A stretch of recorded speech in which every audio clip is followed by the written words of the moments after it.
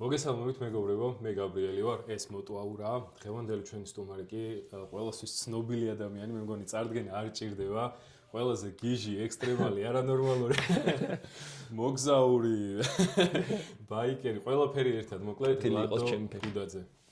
მადლობა მოწვევისთვის პირველ რიგში, კეთილი იყოს ჩემი ფეხი და მეტი და კიდე მეტი წარმატებები მომეტანოს მე შენთვის. შენს ასე. აბა მომიყევი, რა ხდება შენსკენ და როგორ ხარ ჯერ 1-2 სიტყვით? სუპერ, ძალიან ბევრი სიგიჟე ხდება სეზონისთვის შემზადებით ძალიან, მაგრამ ძალიან ბევრი ამბავი გეგმილი და დაჟე არ ვიცი რამდენად მოვასწრებ ამ სეზონზე ამ ყველაფრის გაკეთებას რა. ბევრი სიახლე არის და მე მგონი რა კაი ტემპებით მივდივართ და ნახოთ ძალიან მიხარია ის რომ ვითარდება ზოგადად ეს ჩვენი კულტურა საქართველოში და ეხლა არის კაკრას ის პერიოდი, როცა ცოტა ხანში ბუმ და ამოხეთქავს ეს მოტოკულტურა და ყველას ენდომება მე აქ ჩვენთან ძმაკაცობა და მეგობრობა და კარგია რომ სწორ დროს სწორ სიტუაციაში დავიწყეთ ეს ყველაფერი და მე მგონი რომ კაი საქმეს ვაკეთებთ. ძალიან კაი. მაგ გეგმებზე ცოტა ხანში ჩაგიკითხები უფრო დეტალურად, იმიტომ რომ ძალიან ბევრი საინტერესო ამბავი გაქვს მოსაყოლი. მანამდე კი მინდა დავიწყო ტრადიციულად პირველი კითხვა ეხება ხოლმე პირველ მოტოციკლეტს. თუ გახსოვს, შენი პირველი მოტოციკლეტი რა იყო, როგორი იყო, რა ემოციები დაგიტოვა? როგორ მახსოვს? კი. ვაფშე სულ პირველი იყო სკუტერი მყავდა სულ პირველად, მაშინ ვიყავი 14 წლის. და ნუ აი რაღაც სკოლაში რო სკუტერით დავდივე და მე ეგრევე 15 წელს ვიყავი, მე მოტოციკლეტი რო დავითრიხე და აი ნუ ეგ იყო, ნუ აი ძალიან მაშინ როგორი პონტი იყო, ცი? აი სულ თელ თბილისში დავდიოდით 7 მოტოციკლეტი და აი სადმე რო ერთმანეთს შევხვდებოდით ხოლმე, აი ვჩერდებოდით კი არა, ბაუს ვანათლებდით ერთმანეთს, ისეთი ცოტა იყო რა ეს ზოგადად რა 2007 წელს დავიწყე მე. და 2007 წელს აი აბსოლუტურად სხვა სიტუაცია იყო, ეხანდელისგან განსხვავებით რა და ეხლა იმდენი ბიჭი არის, ვაფშე ვერ ვცნობ ხოლმე ვაფშე ისინი და თვითონაც ვერ ვცნობენ, მეც ვერ ვცნობ, ძალიან ბევრი არიან ეხლა და ძალიან მიხარია ეგ რა. და პირველი იყო სკუტერი, რექსი იყო 50-იანი, ეგ იყო 2007 წელს, 14 წელს ვიყავ მაშინ და მერე იყო ერთ წელში ვიყიდე Yamaha FZR 400. სპორტ ბაიკი. Yamaha ხო, პრინციპში ჩემი პირველი მოტოციკლეტი იყო Yamaha სპორტ ბაიკი, მაშინდელი სპორტ ბაიკი 400-იანი და ეგ იყო აი თავი კაცი მეგონა, ეგ რომ ყავდა მეგონა რომ აი ამაზე ჩქარი რაღა უნდა იყოს მე და ეხანდელი გადმოსაყი და ჩვეულებრივი 125-იანი ცხენის ზალა იგივე ფაქტიურად რა, მაგრამ ნუ ეგ წლები ძალიან კარგად მახსოვს, ამ ბედნიერების წლები იყო რა. და Yamaha-დან მე როგორ გადახვედი Kawasaki-ზე. Kawasaki-ზე. აუ, ძალიან ბევრი ვიწვალე. ჩაი მაშინდელი მოტოკულტურა იყო. K750, იჟი, დნეპრი, კარპატი, კაძივინოსტა, ანუ აი საშინელი მოტოციკლეტები რა. ნუ ეს Yamaha-ები და Kawasaki-ები და რაღაცეებით, აი როგორი იშვიათობა იყო ისი, აი ძალიან იშვიათობა იყო რა. ნაწილი იშოვებოდა არა ის კიდე გამოწერის პონტიც არ არსებობდა მაშინ იმენა და ნელ-ნელა ნუ მე რო ნუ 616 იყო Kawasaki-თან რაც მქონდა შეხება რა პირველი და რო შევეხედა 2003-იანი 616 იყო და ან მანამდე შეხება მქონდა ძველ 600-იან, ZX6-იან ძველთან. მაგრამ ნუ ჩემ პირადი არ იყო რა, პროსტა ნუ აი ჩემ რაღაც ამეგობრებს ვიღაცებს ყავდათ ხოლმე და ნუ აი ძალიან მომწონდა ეგ რა და მე ნუ აი პირველად რო დავითრიე 2003-იანი ან 4-იანი არ მახსოვს რა, ეგ წლები იყო რა, 2 წელი გამოდიოდა ეგ მოდელი და აი всё მან მივხვდი რომ მეთქი ეს იყო რაღაცა ნუ აი კატასტროფა რა. მაშინ იყო სტანტის ბუმი რა. სტანტერები ვინც არიან, ეხლა ნუ ყოველას მაგ პერიოდში ეგ მოდელი ყავდა გაგრას 3-4-იანი და მე 5-6-იანი რა და აი მაქედან მაგვაიბით მოდიოდა რომ აი всё ნუ მაგარში ეგ რომ ყავდა, ნიშნავდა რომ აი სულ რაღაცა უნდა მეფუჭებინა რა, ანუ სწორად არ დავდიოდი ქალაქში რეალურად არც მე და ნუ არც მაშინ ვინც დადიოდა მოტოციკლეტებით არავინ იმენა რა. ან ორი ბორბლითაც არ დავდიოდით რეალურად რა, ის სულ რაღაცას ვაფუჭებდით, სულ პატრული დაგწევდა, სულ გაქცევა იყო, სულ დალეწვა იყო, სულ დახეხვა იყო. აი კავი საგიჟეთი იყო რა. ეხა იმასთან შედარებით რაც იყო აი 64-ში ვცხოვრობთ, ჩვეულებრივად რა მოტო მაღაზიები არა ის. განვითარდა ეხა ყველაფერი. კი, ბევრად წინ ვართ. რა მაინტერესებს, მიუხედავად იმისა, რომ ყველაფერი განვითარდა და ბევრად წინ ვართ, ეხლაც რომ მოტოციკლი გაგიფუჭდეს, შეიძლება რაღაც ნაწილი ვერ იშოვო. და გამოიწერო ამერიკიდან ელოდო და საკმაოდ დიდი დრო მიიღო. მაშინ ეგრეც არის. ეხლაც კი, აი მაშინ რა შევოდი. მაშინ იყო ორი ბიჭი მახსენდება, ეხლა ვისაც ვიცოდით, რომ აი გადმოცემის დონეზე ვიცოდით, რომ იმას eBay-ის კარტა ქონდა და აი რაღაცა რომ დაგჭირებოდა იმასთან უნდა მოვიცოდეთ, რომ იმას eBay-ზე შეეძლო რომ ჩამოეტანა რა eBay-დან რაღაცეები და ნუ აი რიგში რო იდექი იმ ბიჭთან რომ აი რაღაც გავიჭი. ძალიან ცუდი პერიოდი იყო რა. ეხანდელივით არ არის აფთიაქში რა შეხვალ და ნებისმიერ მოტოციკლის ნაწილს რო იყიდი, მაშინ აბსოლუტურად სხვანაირი იყო სიტუაცია და რავი, ნუ ეგრე გავიზარდეთ, მაგრამ სამაგიეროდ ეხა ვაფასებთ რას დღეს გვაქვს ძალიან. კი, რა შედარება. კი. და წეღარასაც ყვებოდი 636 პირველად რო იყიდე, მაგის მერე სუმაგ მოდელზე ხარ უბრალოდ წლოვანებას ცვლი, ხო? წლოვანებას ცვლი, ნუ 5-6-იანი ეს 2 წელი რაც გამოდიოდა ეს მოდელი, ეგ იყო რაც სუმყავდა, ეხაც ყავს რეალურად ეგ მოდელი და ეგ იყო რაც ნუ აი ჩემში მოახდინა ძალიან გარდატეხვა და ძალიან ბევრი წარმატების საფუძველი იყო ჩემთვის ეგ 5-6-იანი 616 და სუმყავდა მთელი წვა ეგ რო ვიყიდე პირველად, მას მერე სუმყავდა. ნუ იყო პერიოდი, როცა ერთდროულად მყავდა 7-636 რა, ეგ 5-6-იანი იმენა რა, ძალიან გარკვეული მქონდა, ფანატიზმში მქონდა უკვე გადასული რა. ეხაც მყავს ეგ მოდელი, კონკრეტულად ეგ მოდელი რა. მაგრამ ნუ პარალელურად სუმყავდა სუზუკები, ჰონდები, ყველაფერი მყავდა პარალელურად რა, მაგრამ ეგ იყო ის რაც ანუ ეგ მყავდა და ისინიც მყავდა, ხვდები? და ეგ იყო ის რაც მყავდა. ჩემ მოტოციკლად იყო 616 ეგ 5-6-იანი, მე ნელა უკვე 13-დან რაც გამოვიდა მაგეებზე გადავედი, მე ახალზე უკვე და ნუ ეხლა ბოლო 5-6-იანი იყო ის რაც ჩემ მოტოციკლეტი იყო და დანარჩენებიც მყავდა რა, აი ყველა მოდელი მყავდა, რაც კი შეიძლება მოტოციკლეტის დადიოდეს, მე მგონი ყველაფერი ნახევარი მყავდა რა. მაგრამ 5-6-იანი იყო ჩემი მოტოციკლეტი რა. მეც ხომ მყავდა 616 2006 წლიანი. ეგ მოდელი ზუსტად. რაღაცაზე ვიყავი შენთან მოსული, ჩვენი პირველი შეხვედრა იყო, მაშინ რაღაც კითხე მაგ მოტოციკლეტზე და შენ მითხარი რომ ეს უეჭველი ჩემი პირველი ბაიკი იქნებოდა, ანუ ჯერ ჩემი არ ბაიკი მახსოვს, სიმართლე გითხრა, მაგრამ აი ეგ მოდელი ზოგადად საქართველოში იყო, აი ყველა მე მყავდა ფაქტიურად რა, ანუ ეგეთი ჩამოვიყვანე, არ მახსოვს რამდენი, მაგრამ 20 არა, მეტი, 20-ზე ბევრად მეტი ჩამოვიყვანე ეგ კონკრეტული მოდელი რა. და მე რომ დავუყიდე, მე როცა აღარ მინდოდა, როცა ვყიდიდი ხოლმე, მე მთელი თბილისი მაგ ჩემი 5-6-6 დადიოდა რა და მიხარდა ბედნიერი ვიყავი, რომ აი ჩემი ყოფილი. ძალიან კარგი მოტოციკლეტია, მაგაზე ვერ ავიღე. ეხა ძალიან დაბერდა რა თქმა უნდა და ეხა ნელი გადმოსახედიდან სხვა არის რა, ანუ ძალიან ტლანკი არის, მაგრამ აი ის მაინც არის რა, ბავშვობასთან ასოცირდება და ძალიან მიყვარს. ჩემს ბევრ ახალგაზრდა მოტოციკლს ჯობია. კი, ბევრად ჯობია, ბევრ რაღაცას, ბევრს ძალიან. ეხლა სანამ შენ თავარ გეგმაზე გადავალთ, თუ რა სიგიჟეს აპირებ, მანამდე მინდა კითხო, რამდენჯერმე იყავი ერთხელ გადაიღე ეს ყველაფერი რაც გვაჩვენე ევროპაში? სადაც იყავი? 4 ჯერ ვარ უნდა ყოფი და ერთხელმა გადაღებული. ხოდა იმ დანარჩენ 3-ზე მაინტერესებს როგორ პირველად რატო გაგიჩნდა ეგ სურვილი? რომელ წელს წახვედი, რამდენად რეალური იყო, რომ ესე უბრალოდ დაჯდე მოტოციკლზე და წახვიდე ევროპაში სამგზავროდ. ესე იგი, პირველად წავედი, აქედან წავედი საბერძნეთის საზღვრამდე ვიყავით, ჩასვლები მე და ჩემი ორი მეგობარი, აი თურქეთის ბოლოში, იზმირი, სადაც არის თუ იცი, იზმირის ბოლოსკენ რა, საბერძნეთი რო იწყება უკვე საზღვაო რა. მაგ საზღვრამდე ვიყავით მისულები, ეგ იყო პირველი ტრიპი, შორი 616 ვიყავი, მაშინაც აი 5-6-იანი კაკრას, მე ჩამოვედი უკან. მე ვიყავი წასული აქედან წავედით პოლონეთში, კიდე ჩემი ორი სხვა მეგობარი იყო. აქედან წავედით პოლონეთში, ბიტქოში არის ეგეთი ქალაქი, მანდ იყო 15000 მოტოციკლეტის შეკრება იყო, ჰარლი დევიდსონები იყო.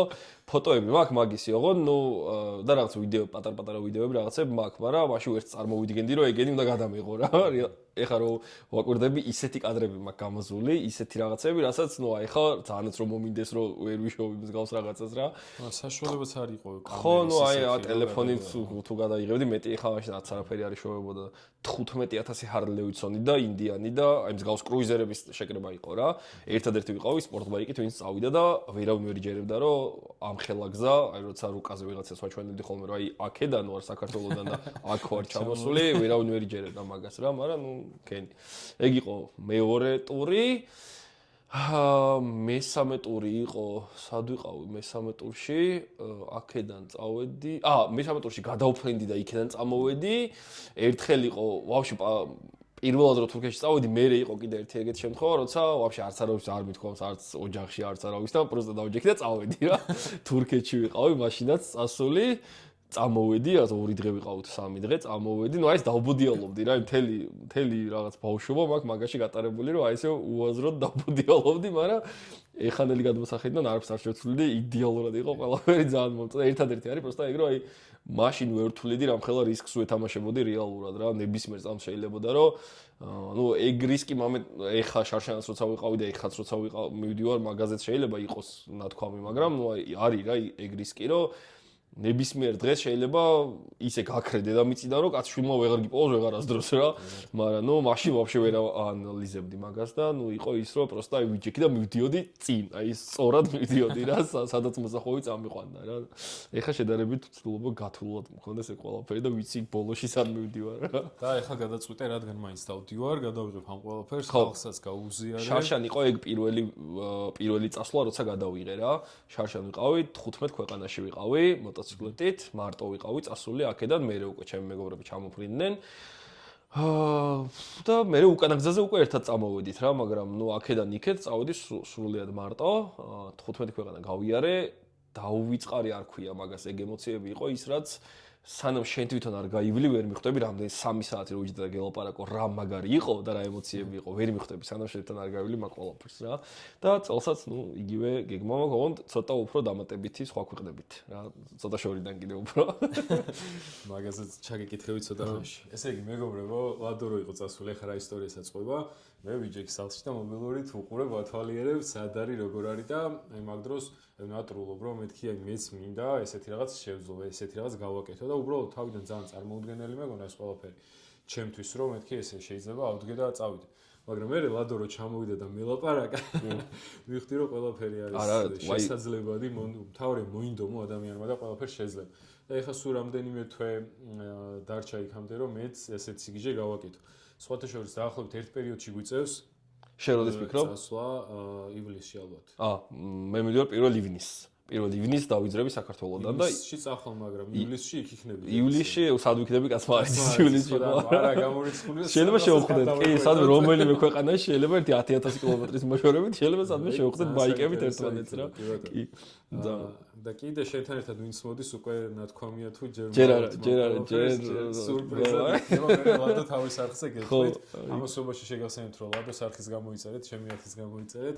კარგი რამე ვცდილობთ რომ კარგი რამე გავაკეთო და მაგაზე უკეთეს რას უნდა უყუროთ ქართულ YouTube-ზე, ვისაც მოტოსამყარო გაინტერესებთ, არსებობს საქართველოში რამდენიმე ბიჭი, რომელიც ხარისხიან მოტო კონტენტს დებს YouTube-ზე და support-ი არის თქვენგან მარტო ერთადერთი ეგ რომ აი პროსტა აი subscribe რა, всё, მეტი არაფერი რა, აი რამდენიმე წამის ამბავი. აი არაფერი არც შრომა გჭირდება და არც რაღაც ჯაფა არ გადგება მაგაში, subscribe და всё, მორჩა რა. ბევრად მაგარი და ბევრად ხარისხიანი იქნება, მე დარჩენი ყველაფერი რა.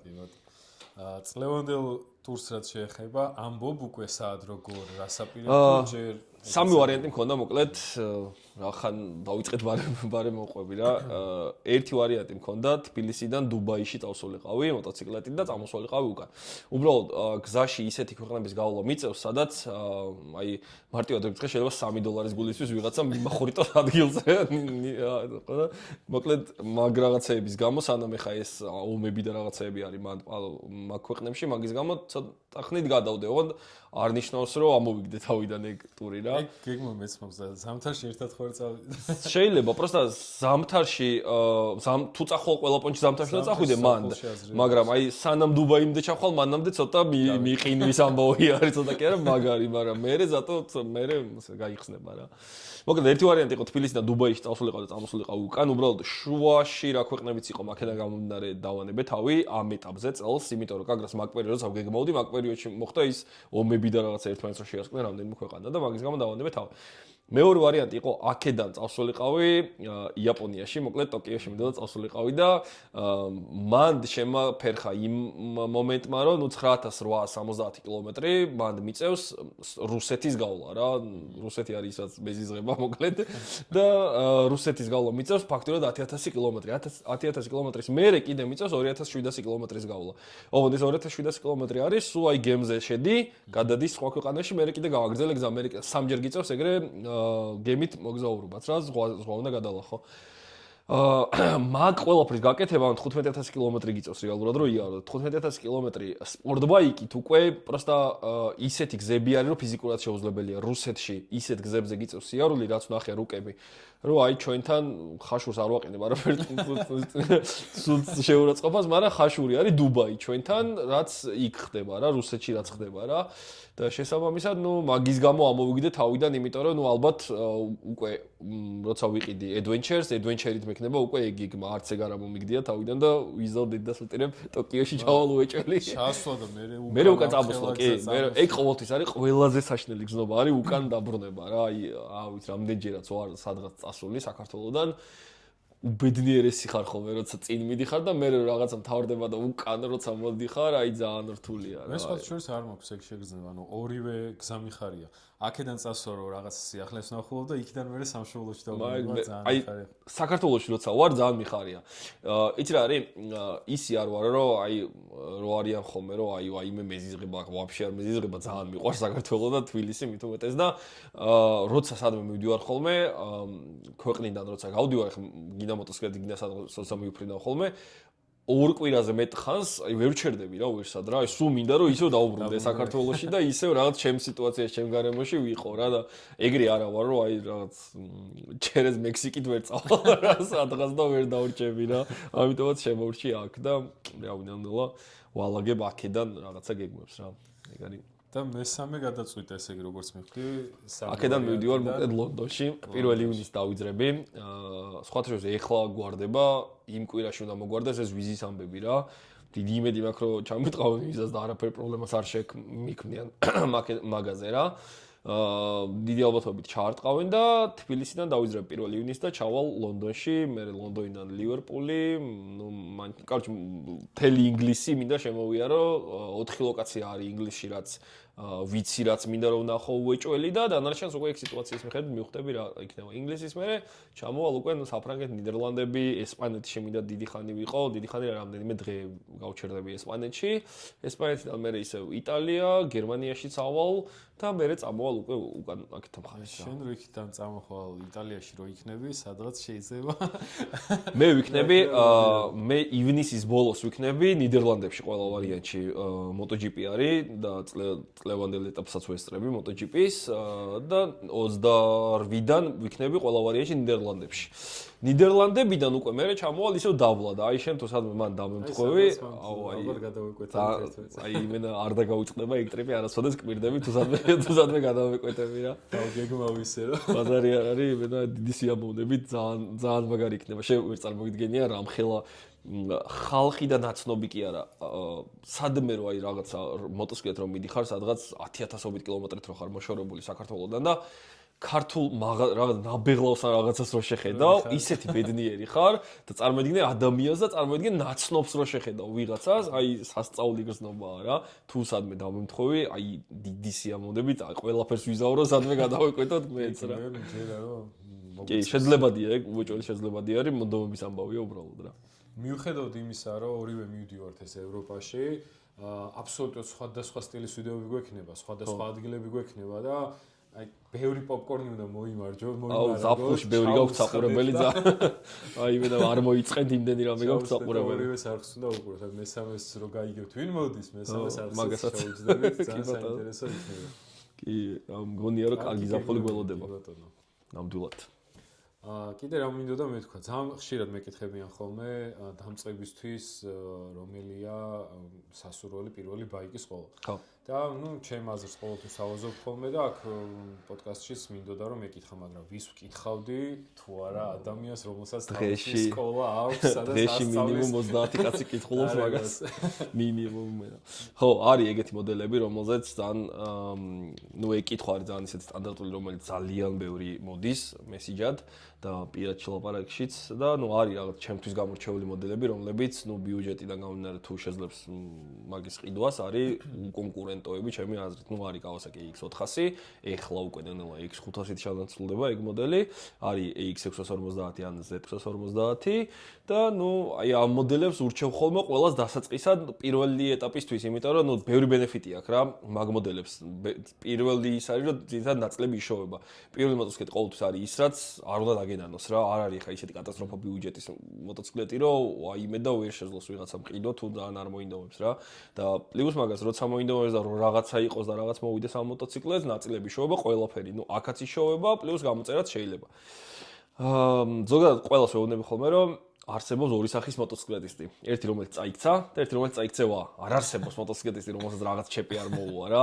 ეგ არ დაიჯეროს არავინ რა და აი პირველი მოტოციკლეტის დროს ყველაზე მეტი შანსი არის რომ რაღაცა მოგივიდეს. ეხლა ძალიან კაია თუ რაღაცა პროსტა გვერდზე გადაყირავდება და მეტი არაფერი ადამიანი, მაგრამ აი პროსტა გადაყირავებისასაც რაღაცა ხო ფუჭდება.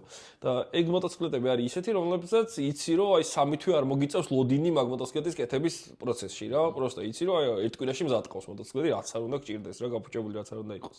ერთ კვირაში მზად გაქვს, ჯდები და ისევ კატაობ აგრძელებ ჩვეულებრივად ზაფხულს რა. აი მაგ მოდელებს ურჩევ მოკლედ ყველას თუ შეძლებენ მათ ყიდვას რა თქმა უნდა. კიდე ესეთი კითხვა არის ხოლმე, დაახლოებით რამდენი გაკვეთილი ჭირდებათ, რომ მოტოციკლის მართვა ისწავლონ. ჩემი აზრით ეგ ძალიან ინდივიდუალურია.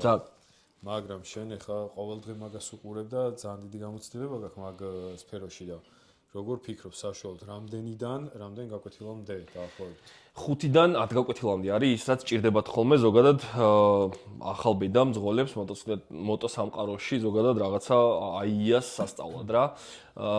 მაგის მერე უკვე რა არის იყოფა ორ ნაწილად. ერთი არის მართვის მოწმობა ავიღე და მეორე არის სკილი ხო რა. ანუ მართვის მოწმობის აღება საერთოდ არ ნიშნავს აბსოლუტურად არაფერს შუაში არ არის ტარების სწავლასთან რა. სულ სხვანაირი რაღაცა არის და ძალიან არ გვიყვარს ზოგადად სკოლაში მაგ თემაზე ვარჯიში ხოლმე რა, მაგრამ ვინაიდან და რადგანაც ამ ხელა მოთხოვნა არის, რა თქმა უნდა გვიწევს მაგაზე ვარჯიშიც რა, მაგრამ მაგის მერე უკვე ძალიან აი ვერ ვიტყვი რომ ეხა 100%, მაგრამ აი 80% მაინც არის ისეთი, ვინც მართვის მოწმობას აიღებს და მერე მოდის და ჩვეულებრივად დადის, იმიტომ რომ რეალურად ტარება ისწავლოს, გააუმჯობესოს თავისი სკილები, ასე თუ ისე მზად იყოს ქალაქში სამოძრაოთაც, ქალაქის გაკვეთილებიც არის კიდე მან სკოლაში და ეგეც ძალიან ეხმარებათ, ძალიან მაგარი რამე არის ქალაქში პირველი დაბიჯების გადასადგმელად და რა ვცდილობთ რა რაც შეგვიძლია რომ ამ სფეროში რამე ვქნათ, ყველაფერს ვცდილობთ რომ მოვიდოთ და მე მგონი ჯერჯერობით კარგად გამოდის ყველაფერი. ძალიან დიდი წარმატებები შენ და სტოპ აკადემიას. მადლობა დიდი.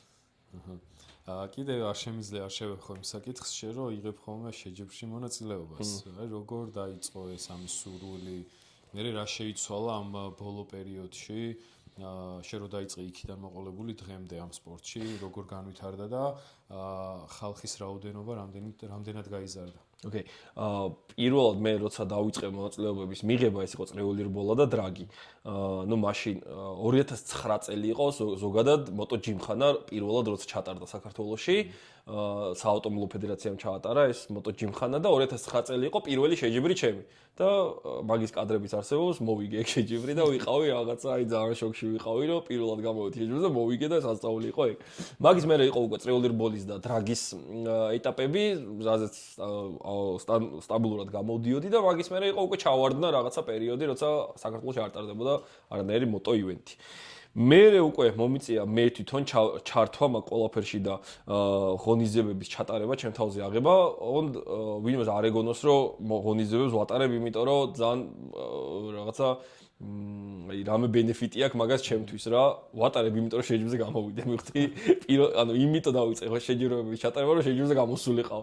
და მე ისე მოხდა რომ შემურჩი მაგ თემას და ეხა მინდა არ მინდა ვატარებ ამ ღონისძიებებს რა. დღესდღეობით სხვაობა არის, აი კოლოსალური სხვაობა არის, რაც იყო მაგასთან შედარებით დღეს. ბიჭები არიან მომზადებულები, მეტი ენთუზიაზმი არის, მეტი შრომა არის ჩადებული, როგორც მოტოციკლის გამზადებაში, ისე თავიანთი ვარჯიშის თვალსაზრისით, წრიული რბოლა არის ზოგადად რა იცი?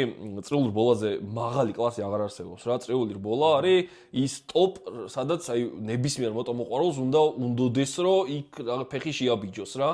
და დღესდღეობით ჯერ არ ვართ საქართველოში ისე რომ აი წრიული რბოლა რაღაცა კაი იმ ლეველზე იყოს, რომელზეც იმსახურებს. თუმცა რაღაცა პერიოდის მერე მგონია რომ მივალთ მაგამდე პირველ რიგში ინფრასტრუქტურა გაუმჯობესდება ტრეკის რაც არის და მეორე რიგში უკვე ხალხის გადავალთ აქტიურ პიარზე რაც სჭირდება მაგას და მერე ნახავენ რომ მაგაზე მაგარი გასართობი აღარ არსებობს რა. ეგ არის წრიული რბოლა არის ზოგადად ის რაც ქალაქში სიარული აღარ გინდება საერთოდ რა. მე გადმოდიხარ და სკუტერით რა დაკატავ საქმეებზე რა.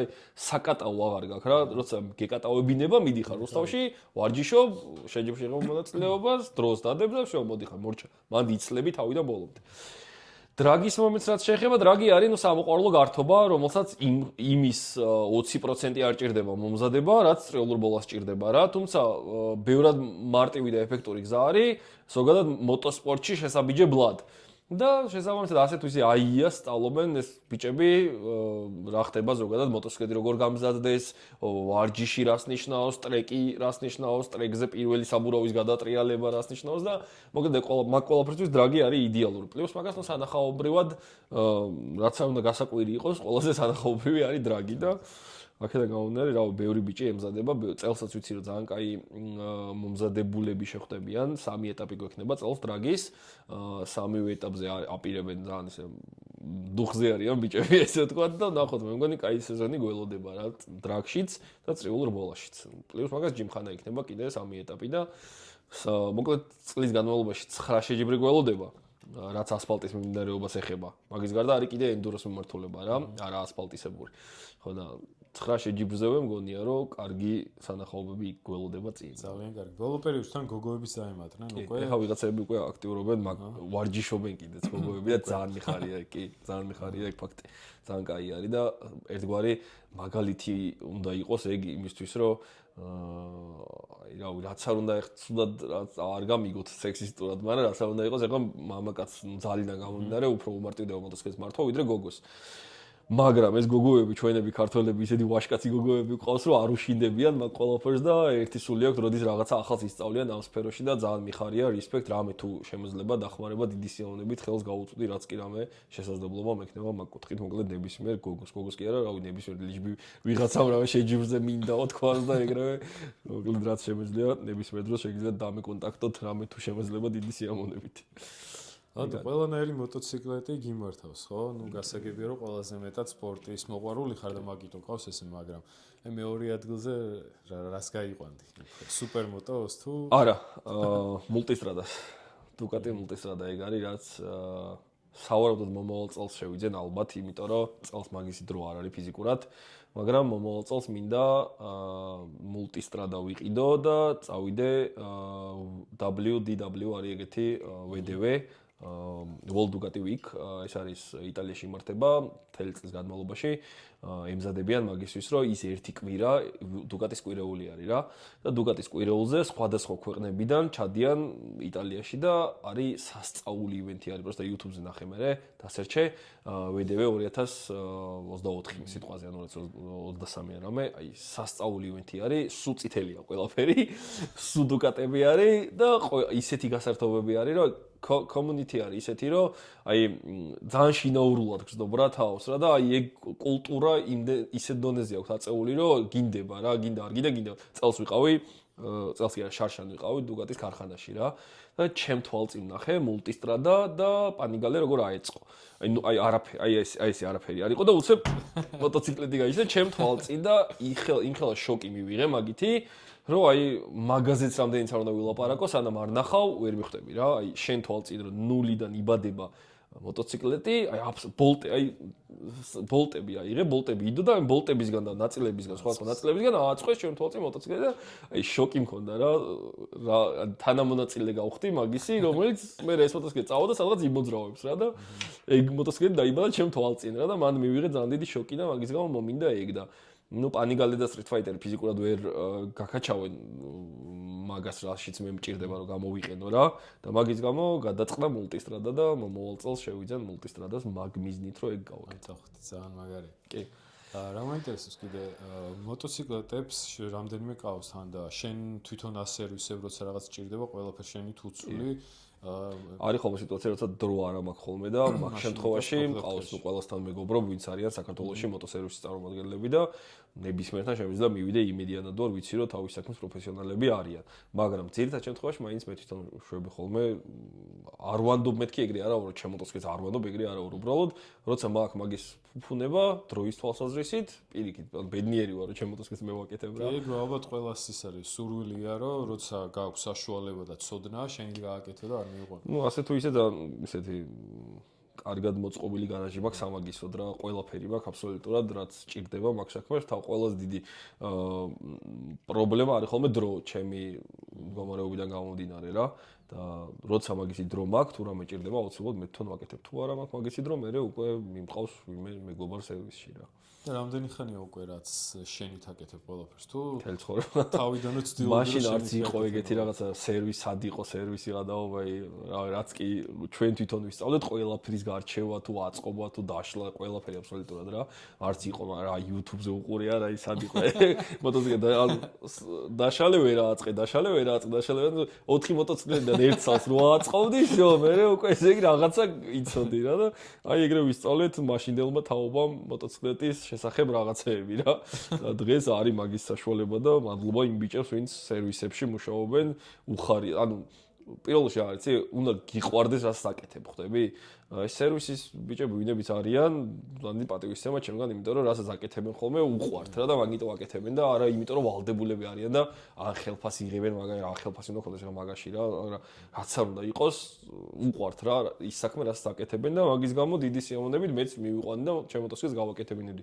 უბრალოდ რახან მაქვს მაგის საშუალება რომ ჩემი გარაჟი მაქვს, ჩემი ყველანაირი აქსესუარი მაქვს, რაც კი შეიძლება დაჭირდეს მოტოციკლების გაკეთებას, ერთადერთი არის ხოლმე ჩემი ფაქტორი დრო რა, თუ დროის პრობლემა არ მაქვს მე თვითონ ვაკეთებ მაგ ყველაფერს რა. ნუ ბერჯილ ყავს დაშლილი დაწყობილი მოტოციკლები, თვალდახუჭული იზა მაგ ყველაფერს. ერერი თუ დაგიშლია და აგიწყვი. კი, დამიშლია ამიწყვი, ძრავია. რატომაც ველოდი რომ უარს არა, ძრავი არ დამიწყია და არ დამიშლია ერერის არასოდეს, თორე ისე კი გასულ ერერის. ანუ რატომ მივიყვანე ხა აქამდე საუბარი? გასაკეთებელი პროგრამა. ოდი გავაკეთოთ. ანუ პატარა ერერი მაქვს დაშლილი რა. აი ესეთი. ხო და აწყობა არ მინდა. მე მაინტერესებს თვალება ხოლმე თუ გამოიცნობ რა დეტალი რა არის. ო, რა საინტერესოა. მედი დავაჭდა. ანუ gen 2, gen 1, gen 2. ხო, ნუ პირად ვიცი როგორიც არის, ეხლა ნახოთ აბა დაშლილი როგორია. ანუ კი უნდა ავაწყო, პროსტა ნაწილი უნდა გამოვიცნო, რა ნაწილია, სუპერ, ძალიან კაია, დავა. მოდი თვალები ავიკრა. მოდი. აქ მოგაწვდი. როგორ გიჩვენ სათავთ მოგაწოდო თუ მარტო არ დამტოვ რა. თუ დავაწყო და შენით აიღებ და მიხვდები რაღაც. არა, გავა, ой. ადგილზეა ნუ გიშინდა. დაალაგე და მე მივხვდები, რავი რა არის. ონ მითხარი სად არის რომ? ხელს როგორ წიწინდადებ, მიხვდები მანდე, ცოტა წინ მომაწე. ოკეი. შეგიძლია ნელ-ნელა დაიწყო უკვე დათვალიერება. ავიღო? კი. წინ ოდნავ წინ გამოწია ხელი და იპოვე. ოკეი, ესე იგი, ეს უნდა იყოს რა.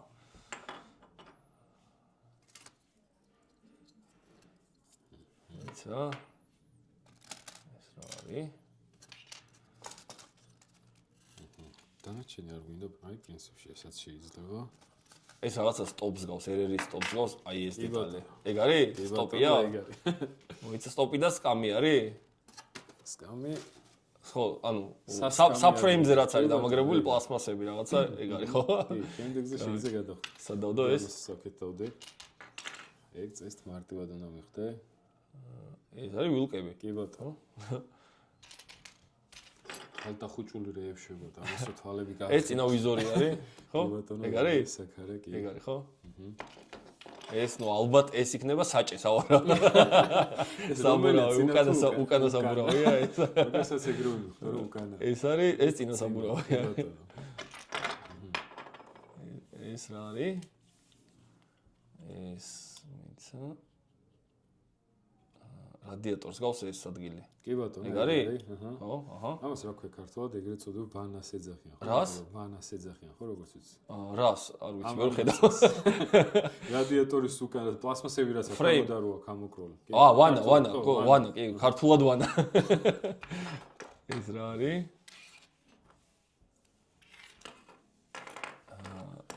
ხო, ეგ ცოტა რთულია ესე მე. მარტივად უნდა მივხვდე წესით. თვითონ რა მასალაც არის, მაგით ვხვდე უფრო. ფარები არ არის ეს ფარები. მოიცა, გეტყვი ხავე. აი მოტოციკლს ვაყოთ, ძირითადად ყველაფერი პლასმასი აქვს, მეტალი რა უჩანს ზემოდან. ბაკი, სავარაუდოდ ეს არის ბაკი, ეგ არის? ხო, რაღაც სხვანაირი იყო. ეს რა არის? კრილო. კი ბატონო. წინა კრილო. აჰა, ძალიან ცოტა გადაგრჩა. სად არის? ეს აპორნი დისკი არის სავარაუდოდ. ორივე, აჰა, ერთი. აი ეს რაღაცა. სულ 3-4 რაღაც დაგრჩა, მაგის ჩათვლით. უკანა კრილო არის? არა, კრილო არ არის. მოიცა. წეღერო ნახულობი სტოპს გავსო. ხო. მან რაღაცა უნდა ჩაჯდეს, ეგ უნდა ჩაჯდეს მან სტოპთან ახლოს. უკანა პლასმასი არ არის ეს. პლასმასი არა, ეგ უნდა იყოს რბილი. სკამი არის? უკანა სკამი. მოიცა. უკანა სკამი, მე წინა სკამზე წავედი რაღაც, ხო, всё მივხვდი კი ბატონო, ფორმით ეხა აღვიქვი რა არის. სად არის? მე მანდარი. აქ არის. ესე იგი, ეს არის რა არის ეს? ეს არის რა არის? რა დაგვრჩა, აბა რაც ააწყე. ანუ იგივე ნაწილები არ არის, ხო, რაც მეჭირა, იგივე აღარ არის.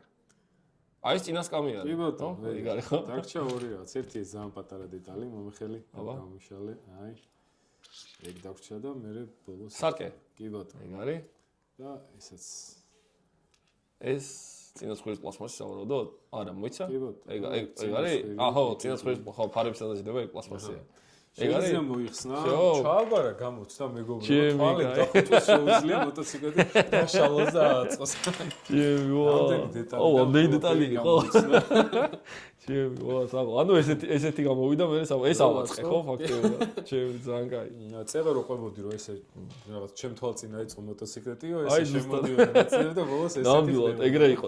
აი იცი რა მაგარი შეგრძნება, როცა აი მაგალითად სიტყვაზე მომო პანიგალე რო აიღო პანიგალეს 300 ცალი ფარი როდებს აი აქ ერთდროულად რა და ვიღაცა ტიპი მიდის ამ ერთ ცალ ფარს აიღებს და აყენებს ეგრევე რა აი სასწაული იყო ძალიან მაგარი გზნობა იყო რა ეს всё იდეაში მოდი ველოდი გამიკვირდა ხო მართლა აი მეგონა რომ ერთ ფორს მაინც ვერ გამოიცნობდი მაგრამ კაროჩი კაი ეხლა მაშინ მეც აგერ მოვიდი შენ და მე ოღონდ ეს არ არის ხელწამოსაკრავი ხელწამოსაკრავი არა მართლა გავსვლით მოტოციკლი ეს არის ოღონდ ძალიან ბევრი ვიარე დღეს ყიდვა მინდოდა სათამაშოსი რომელსაც აქ დადებდი თუმცა ისეთი ვერ ნახე როგორც მე მინდოდა და ამიტომ ეს არის ჩემი პირადი კოლექციიდან ოღონდ ეს არ არის შეძენილი ან გამოწერილი რაღაცა ეს არის ასენში MotoGP-ზე ნაყიდი დუკატის შოურუმში ნაყიდი აი იქ როგორ არის იცი სხვადასხვა ბრენდების შოურუმები არის თვითონ MotoGP-ზე რა და იმ ერთ-ერთი შოურუმიდან დუგატიდან ოფიციალურად მან ვიყიდე აი ეს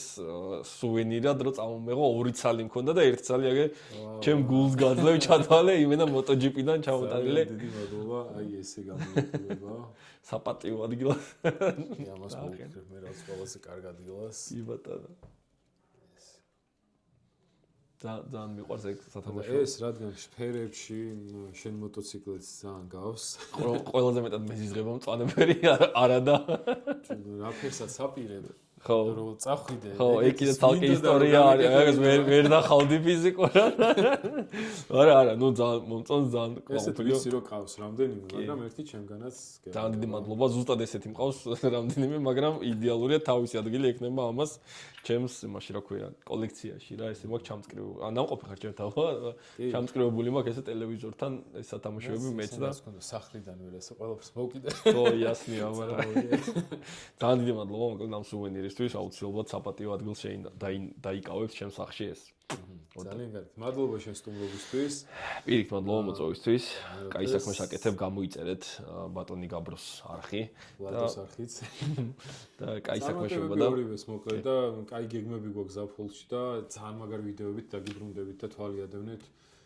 ჩვენ არხებს იმიტომ რომ ძალიან განსხვავებული სტილის იქნება და ძალიან საინტერესო ვიდეოებით დავბრუნდებით ზაფხულში ანუ მანამდეც არ მოვაწყინთ.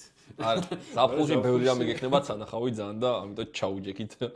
გამოიწერეთ და გამოიწერეთ. აბა მეტი სხვა არაფერი, დროებით.